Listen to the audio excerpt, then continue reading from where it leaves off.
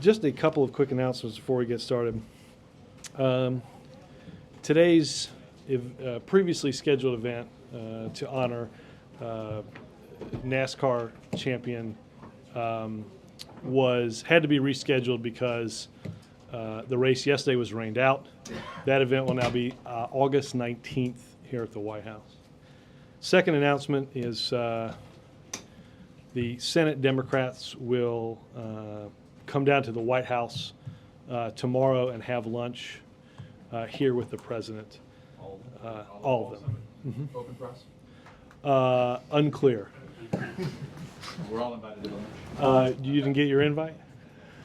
Yeah. Why are they coming?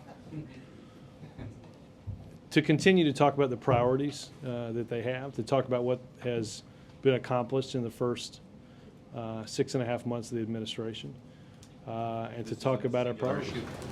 No. No. And it's the president's birthday, and Chuck E. Cheese was booked. I got it. Good. That didn't actually cause you to laugh, though. No. I like who celebrated a birthday a few weeks ago at Chuck E. Cheese. No, I was joking about that. That was just Celebrate your birthday with the United States. Take us away, Phil. Thanks, Robert. The president's been pretty clear. He wants to cut the deficit in half within a decade. He wants a healthcare overhaul that's deficit neutral. And during the campaign, he promised no tax increase on the middle class. Is there a point where you just say 2 out of 3 of these ain't bad? And can you get everything done, all 3 of these done? The president is committed to doing those things. The president was clear in the campaign about that. I think in some ways those goals overlap. We're not going to make progress on the deficit without dealing with health care. So some of those goals actually work in tandem. I don't think we're going to get the deficit begin to get the deficit under better control until we get the economy moving again. In order to lay that new foundation, the president strongly believes that health care reform is important. The president was clear during the campaign about his commitment on not raising taxes on middle-class families. And I don't think any economist would believe that in the environment that we're in, raising taxes on middle-class families would make any sense, and the president agrees.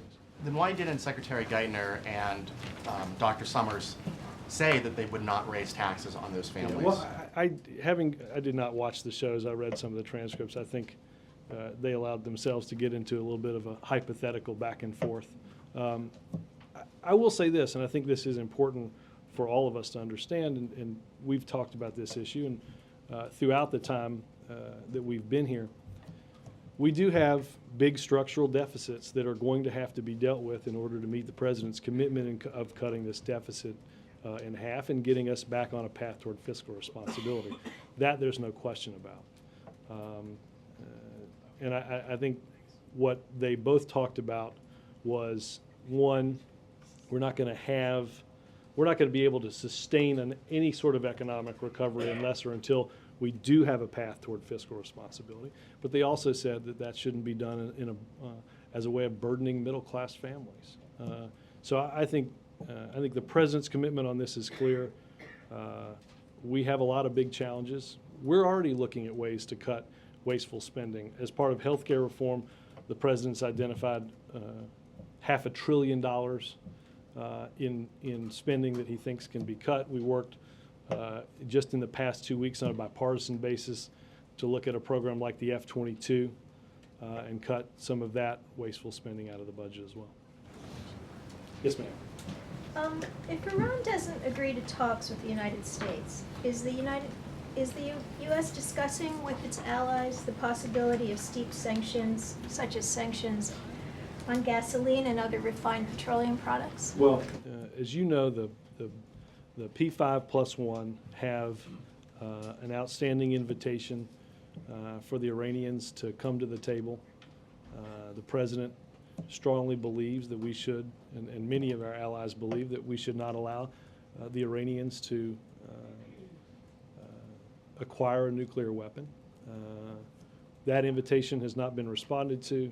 As you've heard the President discuss recently, we will evaluate as part of the G8 process where we are on that engagement in September, but I don't want to get into discussions amongst allies or hypotheticals as we get toward those dates.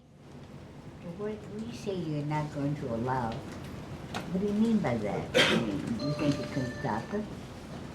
We think it's important to do what has to be done in order to prevent Iran from acquiring a nuclear weapon, yes. Like what? Well, a host of things, including, I think, beginning by engaging directly with them so that they can live up to their own responsibilities in not pursuing that technology. Robert? Yes, sir. In terms of what Geithner and Summers had to say yesterday, it really wasn't too much of a hypothetical back and forth. It was about do they think it's possible to do the deficit reduction? But that's not Well, we can quibble about whether the word that's possible. not what the word hypothetical.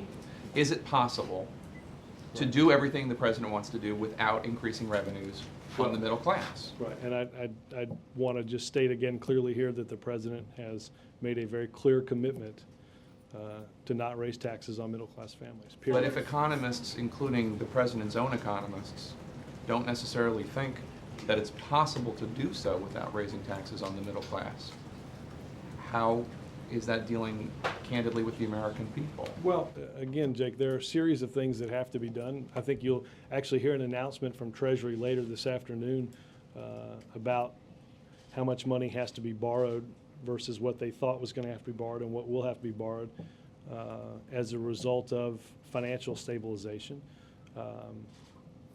in terms of cutting the amount of money that's needed. Again, I think the president has been clear on this. The first thing that we can do, the most important thing that we can do right now is get our economy growing again. We know that the deficit, part of the reason that the deficit is up right now is that the economy has slowed down so much that tax revenues, because this is what happens in an economic slowdown, have regressed a lot. I think the president, obviously that we're going to have to make some decisions down the road on some of the president's legislative priorities and some of the things that Congress wants to do to evaluate how we move back on a path toward fiscal sustainability. Yes, sir. So did the Geithner and Summers go off script, or were they sort of testing the temperature out there of what something like this would? I don't know. I know the president's been clear about his commitment on this. So there's no real scenario there as the administration sees it where middle-class taxpayers might be hit with a hike. There's no scenario right now. The president's been clear, very clear. Could I make that even a little more precise? The president, as you well know, is not just middle class, but he's been very precise about it. Let me be No precise. family. Let me be Go ahead. precise. Be The precise. president's clear commitment is not to raise taxes on those making less than $250,000 a year. So any implication anybody drew from Geithner and Summers yesterday to the contrary is flatly wrong. I think the president's been clear. I think you heard him reiterate it not that long ago, right outside this room in the Rose Garden. But you can understand why people took what they said yesterday as Geithner and Summers trying to open the door a little bit. Well, I hope you'll take my reiteration of his clear commitment as an update. They were not. The door is closed. They I did am- not open the door I at am all. reiterating the president's clear commitment in the clearest terms possible that he's not raising taxes on those that make less than $250,000 a year. Did he speak to them about the fact that they did raise this little bit of a... We talked about a number of economic issues this morning in the Oval Office as part of the daily briefing. So is everybody going to be on message now that absolutely no tax Well, cuts for families? Promising that making less everybody's going to be on message may be a bar that's too high for me to leap over. But that's the goal. Everybody's on The goal is to get the economy moving again. The goal is to get our government back for on. any family making Our less goal than is to get our 250. government back on a path toward fiscal sustainability, to lay the long-term foundation for economic growth. And let's also, one point that I forgot that I think is important in this. within the very first month of the president taking office, 95% of Americans received a tax cut. That's everybody in the middle class. Okay? The president ran because for 8 long years, the middle class had borne the brunt of bad economic policies, right? Even when jobs were being created, even when you saw positive economic growth, for the very first time in our history, you actually saw wages for the middle class decline. That's one of the reasons that led the President of the United States to want to run for President of the United States, to protect the middle class, to cut their taxes, which he did, and to make sure that their voices were heard in the economic policy making of this country. Door is not open even a millimeter I on raising taxes. I hope you'll take seriously what I said. Yes, sir. You have an update from Senator Baucus on if you'll get a bill out of the Finance Committee this I week? don't. I don't. When was the last time the president talked to him? Sometime probably last week. I don't think there were any calls over the weekend on it. Weekend? There wasn't Not any that I weekend. know of. And can you explain, do you feel like the Friday's GDP number, it seems like every time there's a reported number, then there's a revised number, you know, something that lately it's been revised downward. Do you guys worry that the GDP number, which you guys jumped on very as a positive step forward, do you have any reason to believe it could get revised downward? You know, obviously, one of the things that was done, one of the things that was released on Friday were revisions based on newer economic modeling back decades. I could ask if we assume, I certainly don't believe it at this point. Precise number than we Yeah, had I think before? so, but plus, you know, look, obviously, the number's not more than a weekend old, so I know they feel confident in that. Obviously, the one thing that we do know now that we didn't have as clear a handle on that you see in these economic revisions is the sheer depth of what we were facing economically. The growth, the positive growth that you saw in the second quarter of 2008 was revised down sharply. The first quarter of 2008 went from a period of supposed economic growth to economic contraction.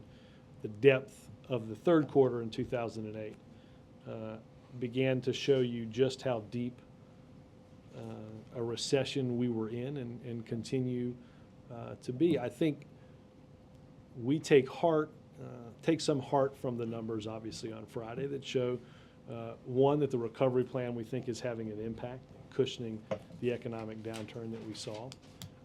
It's saving and creating jobs. Understanding, with this caveat, we'll get new jobs figures on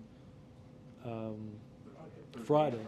Right, and you know, I don't think there's anybody that doesn't believe that we're going to see several 100,000 more jobs lost in this economy. Just to clarify, is this confusion on the tax thing, this is something that Summers and Guy got caught up in hypothetical questions, or is this a media interpretation?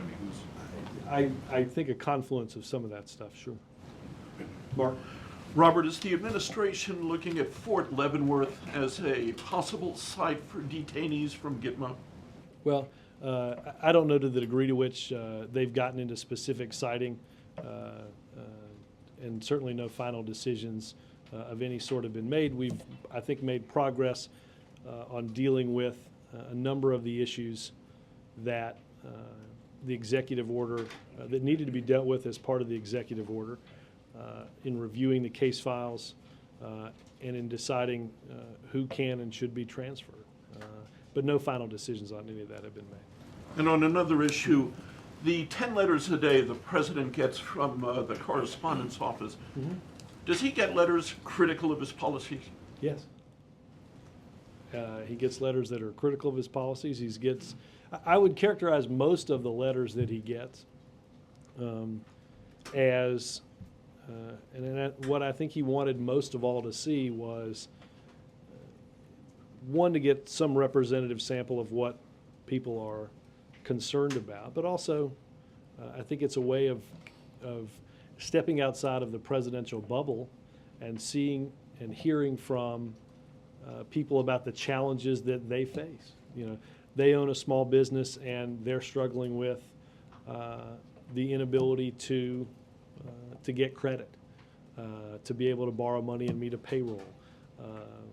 You get letters from family members who have loved ones serving bravely overseas in our military. So I know that the president talks about it a lot because they have a profound impact on what he hears and what he thinks, and he's certainly not shy if he reads a letter that he thinks we all should be aware of. Is not shy about making copies and making sure that we see those letters as well. Yes, ma'am. Does the administration consider an extension of unemployment benefits to be a second stimulus? I don't know whether I don't know that I'd get into what to call it, except to understand that you have two different scenarios here, right? You have, over the course of the next few months, you're going to have people that will exhaust the benefit cycle that they're in. Then on December 31st, you'll have an expiration of some of the Recovery Act parts that extended unemployment for those that had that were dealing with the recession long before Washington became aware of it. The president and the economic team believe that extending those benefits and ensuring that the unemployed can get what they need and continue looking for work is tremendously important. I don't think it makes, I don't know what you call it except ensuring that we're taking care of those that have fallen on hard times. Are you worried about Friday's report, jobless rate report? Worried how? Concerned about the numbers that you're going to see? No, I mean, I think I've said a number, I don't think it's any mystery. We've said it a number of times. You heard the president say it on Friday. I think the expectation is there'll be more job loss because I think barring something wildly unforeseen, a 1 in 10 million chance, you're going to have several 100,000 jobs lost. You probably have the unemployment rate tick up. I think the president remains concerned that we get this economy moving again and creating jobs for the millions of Americans that have lost them in this recession, and that's what he'll continue to work on. Welcome back. It's great to be back. How are you? You're lying, but that's Well, it was also great to be away. I see. That's a better comment. Were you in the morning meeting on the economic topics you talked about a moment ago? Yeah. Who else was there? Mr. Geithner, Mr. Summers there, I guess. They were there.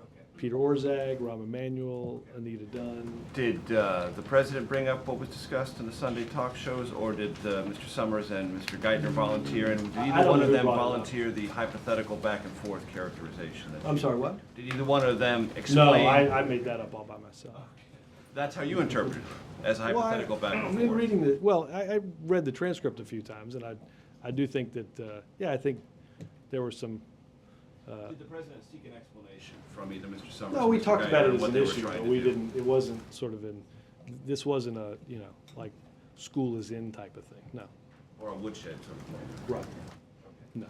Why no Republicans at this meeting tomorrow? And would it be fair to interpret that since health care is the dominant issue that the Senate Finance Committee is wrestling with now and that senators will be dealing with considerably during their recess period, that health care would be the principal topic of this meeting? Look, I think there'll be a number of topics. In terms of, I mean, look, I would look at tomorrow's. Team building exercise.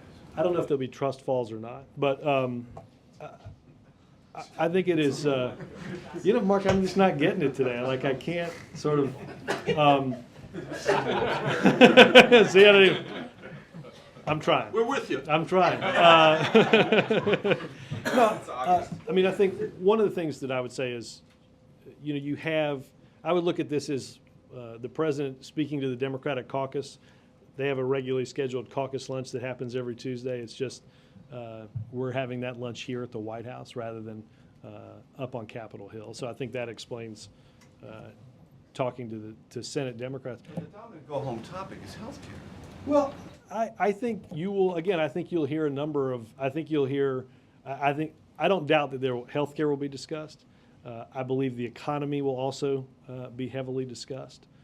The numbers that we've been talking about, numbers that we'll see throughout the week, unemployment, manufacturing reports, just in general where the economy is. I think we'll probably, they'll go through and discuss energy legislation. I think in some ways, I know one of the things that will be discussed is the continuation of the president's push to continue the Cash for Clunkers program, which without some help from the Senate in terms of moving the $2 billion from the Recovery and Reinvestment Plan's energy efficiency programs into this account will likely mean that the program will have to be stopped by the end of the week.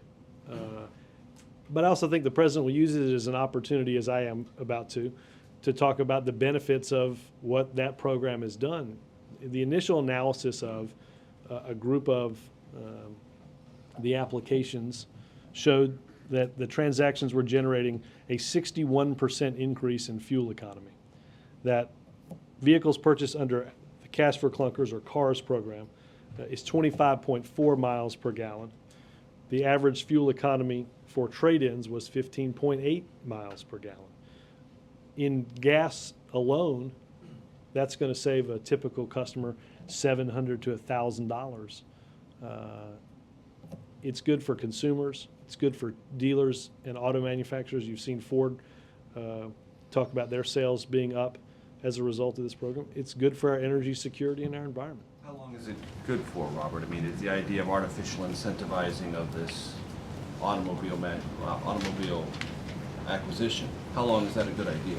Is it a good idea for 6 months or in perpetuity? Well, again, the original proposal that we had laid out was for $4 billion as part of this program. And again, we've seen the benefits of what that means in terms of savings for consumers and a decrease in fuel usage, which is good for our environment and our economy.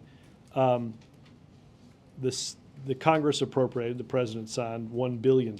We think another $2 billion can take the program through September, and that it's a good thing. Would it be, well, first of all, what's your guidance from the Senate on the likelihood of that? Do you think you're going to get that this week? We're very hopeful. Again, I think if it doesn't happen this week, it's unlikely that we'll make it to the weekend with a program that can continue. And is your message to those who are contemplating buying a car this week, they should go do it and expect that they'll get the money one way or the other? Yes, the program is up and running. If they meet the requirements of the program, the certificates that are filled out at the dealerships will be honored. Even if the Senate doesn't act? Well, at a certain point, again, if the Senate doesn't act by the end of the week, then we'll look at what we have to do with the program. Again, likely, if the Senate hasn't acted by next Friday, right, or this Friday, then I think obviously I would not give people the same assurances of going into a dealership over the weekend. So from now until Friday, if you're going to buy, you'll expect that you'll get your certificate filled out and your rebate? Yes. 30-second ad. Robert, what's on the agenda for the President's meeting with Senator Harkin this afternoon? I don't think there's anything specific other than a courtesy call. He wanted to come in and see the president. We'll get a fuller readout, though, for He you. initiated the meeting? That's what I'm aware of, yes. Yeah. And also, what is the president going to do to celebrate his birthday? I can get you, try to get some more information on that. I know the president spent a little time with some friends over the weekend at Camp David, playing basketball and having dinner and bowling and having some fun with. What did he bowl? I watched this. 144. No. Who was keeping score? The machine was keeping score. Is that a hypothetical?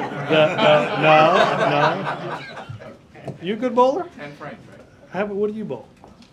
You might be. I'm just saying that. Are we throwing down? No, well, you seem to doubt the president. I watched the last 4 throws, 3 strikes and a 9. I'm just saying. I told the president, look, if you'd have done this in Pennsylvania, my life would have been a little easier last spring. So. Go ahead. How come you know the bowling scores, but we don't have the mid-session review yet? Because the bowling happened right in front of me. There's a whole bunch of people working on the mid-session review. Not an easy computer program, I think. This morning the president was out at George Mason. He Yep. referred in his speech that was about the GI Bill for post 9/11 veterans, but he goes on about this age of irresponsibility that he's talking about, of easy distractions and the trivial. He's made allusions to this before, but he said while so many were reaching for the quick buck, these were heading out for patrol, meaning the military veterans.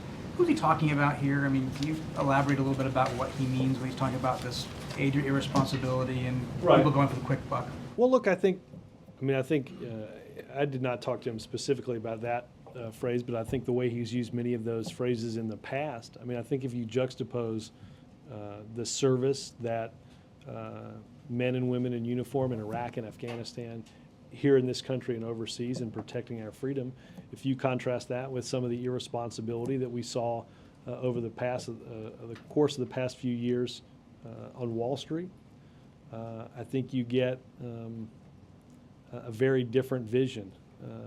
And I think one of the important points about this new GI Bill was it rewards and invests in the human capital that's so important for our country's security and its economic growth. Obviously, the president's grandfather took advantage of an original GI Bill many, many years ago.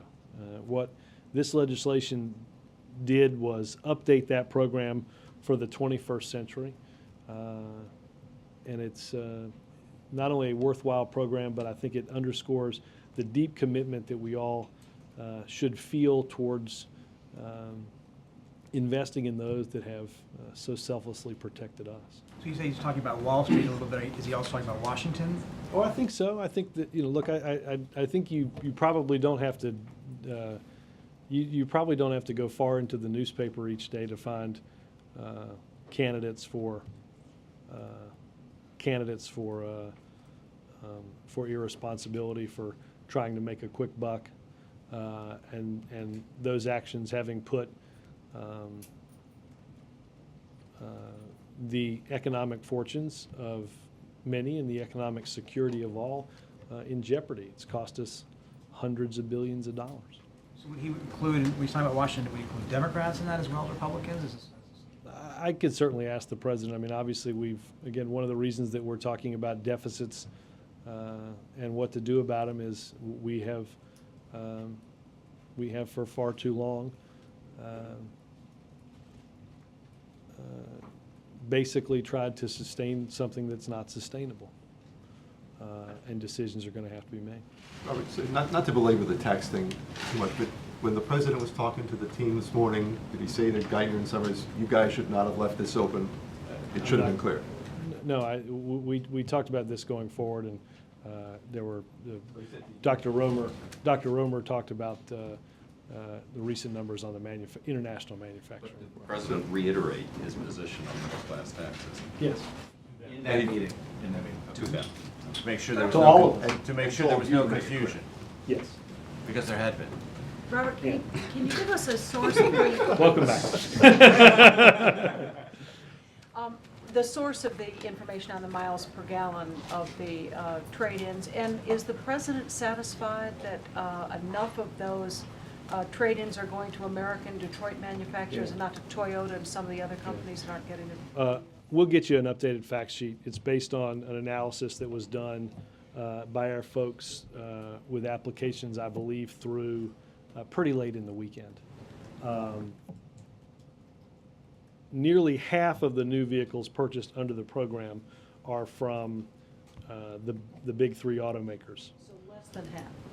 47%, which is more than by 45% is what their most recent market share was. So it's slightly larger. The top selling vehicle in the program is the Ford Focus. So I think we have seen this as something that will be a big benefit to domestic automakers. Why do foreign automakers at all? Why not just concentrate the next Well, few I mean, billions on obviously, it? you've got trade implications that would make that difficult/illegal. Is the Ford Focus what you? Say again? What kind does he have? The president's car is a Ford? When they let him drive, he has a Ford Escape Hybrid in Chicago. Yes, sir. You offered assurances to buyers who might go into the showrooms by this Friday. Same assurance to dealers? A lot of them are concerned about how long it's going to take Yeah, I them mean, to get obviously, reimbursed. the truth is, the transaction is on them, right? So again, we feel confident, as I stand up here, that this program is continuing, it's working, it's obviously working quite well. I think for this program to be extended, for me to be able to give assurances later in the week, we're going to need to see the Senate act. And I think that's what the president wants the Senate to do. Yes, sir. Two-parter on healthcare. There was a number of polls that have come out in the last 10 days or so, and the general interpretation has been that overall the president's job approval rating is drifting downward, and that overall public sentiment approval for the main elements or contours of the plan on the Hill is also sliding downward. My first just general question is that the basic analysis here? Did you guys draw a different lesson? Well, look, I think you can look at, I think there were probably, I don't know how many different polls out in the last 10 days, at least half a dozen. I think you can look at, in some ways, conflicting numbers within the polls. I mean, you've seen polls where a broad description of the program and its costs and what that means for the American people is a winner. Obviously, I think we've been in an environment where we've been focused on the process of healthcare reform, and I don't think coincidentally that has not been the most popular thing when people watch it on television. This sort of sausage-making aspect of this. So I think what the president takes from these polls is that we have to continue to redouble our efforts to ensure that people are getting all the information that they need to make a conclusion about the fact that this will help families with insurance. It will give access to health insurance for those that don't have it. It will cut their costs. It will help the businesses that they work for. And it will finally put an end to some discrimination by insurance companies if you're too sick or you have a pre-existing condition. I think all of those are messages that the president believes need to be delivered each and every day. And I do have a message come out. I mean, we haven't laid out any of the real priorities in this health care. No, I think the president was quite clear on the priorities that he believed that Congress should focus on. And he's committed to those priorities, those many of which I just outlined. Why don't the people know? Well, again, I think what we're dealing with too is misinformation on the other side. I think that's what the president has hoped to try to deal with over the past few days. I did have a follow-up on this, but I would like this conversation recorded, put on record for the next time we say that the president does not pay attention to polls. But you asked me what my analysis Okay. was. You didn't ask me to. You didn't ask me if the president had poured over those polls, and I can tell you the answer to that is no. That's fair, but you guys have obviously noticed a downward drift in some of these numbers.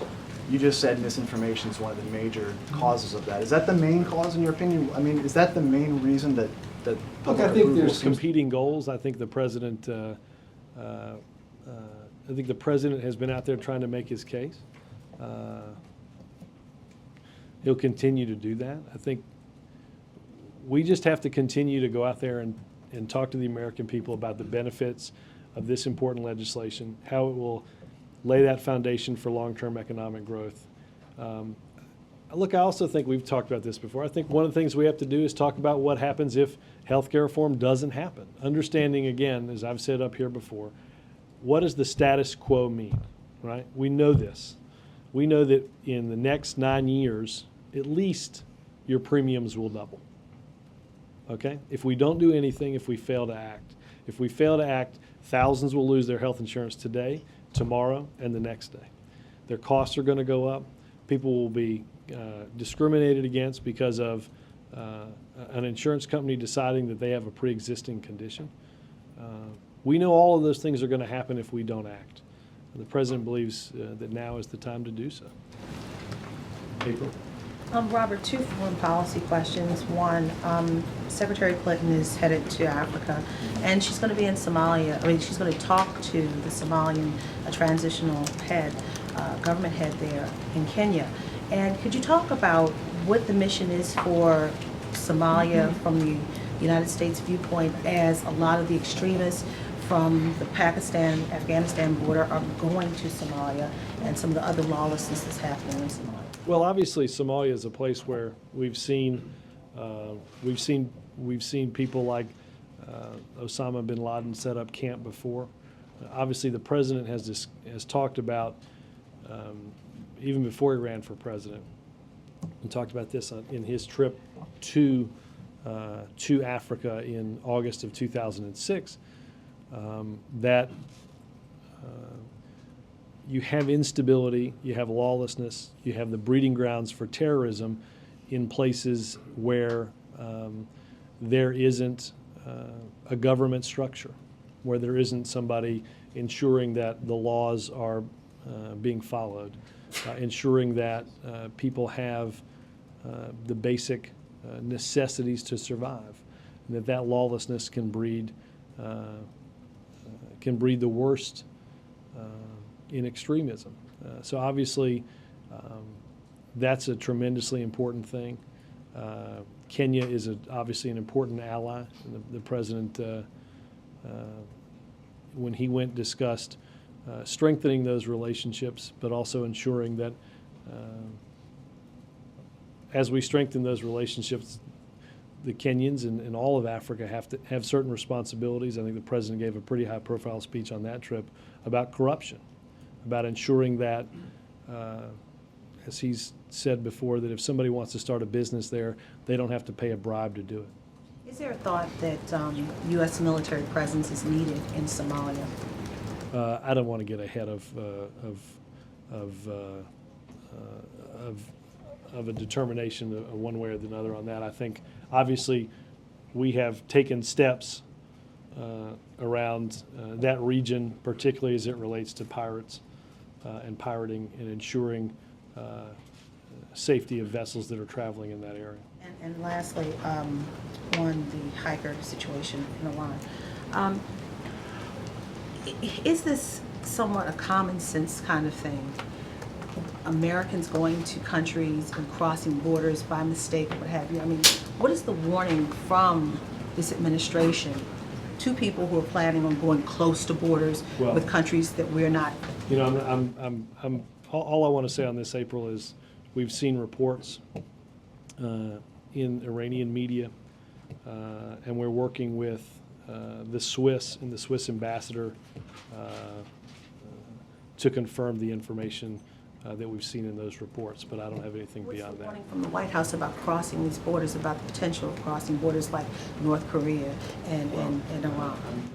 I think I'd go back to what you said initially. I think obviously people, again, this is not a comment based on this case, except obviously to take great care and ensuring you know where you are. Samantha? Just to close the loop on taxes, is there any time, in case it wasn't closed? I was pretty sure I did that by at least the end of the second row, but. Yeah. Well, let me take one last crack at you. Okay. Is there any time limit to, one of the things you said in the front row? This is the hypothetical game. I'm not, again, the president, I'm You going to said say in this. this- in I'm going to this deal with this, I'll do this environment. one more time. The president was clear. He made a commitment in the campaign. That commitment stands. He will never raise taxes on the That middle commitment stands. Commitment doesn't mean he'll do it. Could I follow up? Commitment doesn't mean he'll do it, Robert. I mean, I can be committed. Well, what else are you going to losing- ask me? Well, no, no. You what asked me I'm if the saying president's is- going to make his commitment. I'm saying he's made a commitment. But, I mean, I that's not can't- completely shutting the door. You can say I'm committed to doing something, but you may not do it. Fine. Ignore everything I've said in the last sort of 45 minutes. Bill. Robert, back on healthcare, I mean, yesterday. if you don't trust what I'm going to tell you, then I don't You understand keep using why we that do this. commitment word. Why if someone No, says the yes or president no, made a is he commitment in the closing? campaign. President made a commitment in the campaign. He's clear about that commitment, and he's going to keep it. I don't know how much more clear about the commitment I can be. Then why didn't Geithner and Summers say it? They left it to me. Bill? Back on healthcare, yesterday Senator John McCain complained that the administration has not been bipartisan enough in seeking a solution. So a twofold question. Do you think it's a fair criticism? But I know the president has talked to some Republican senators. Has he ever personally talked to Senator McCain about healthcare? I don't. They obviously talked about a range of issues when they met back in Chicago in December. Recently? I don't know if they've talked specifically about healthcare. I do know this, and I'm not sure I would subscribe to the comments as a whole for several reasons. One, the president has spent quite a bit of time working with members of both parties to get a solution, particularly in the Senate Finance Committee. Two, I don't think it makes a lot of sense that we haven't been working on a bipartisan basis since I think one of the things that the president would hold up as an accomplishment, something that wasn't able to happen in this town in years past, and that is working with Democrats like Carl Levin and Republicans like John McCain to not add to the F-22 program. That was a vote that was had on a strong bipartisan basis a few weeks ago, not to add an additional almost $2 billion to that program. And lastly, on bipartisanship, I would simply say that it's a two-way street. The president has made overtures, has made offers, and has worked with Republicans. I think, as relating to this question, there's an interesting vote that we'll see in the next couple of days on the Supreme Court, and we'll see where everybody is on bipartisanship. Thanks, guys.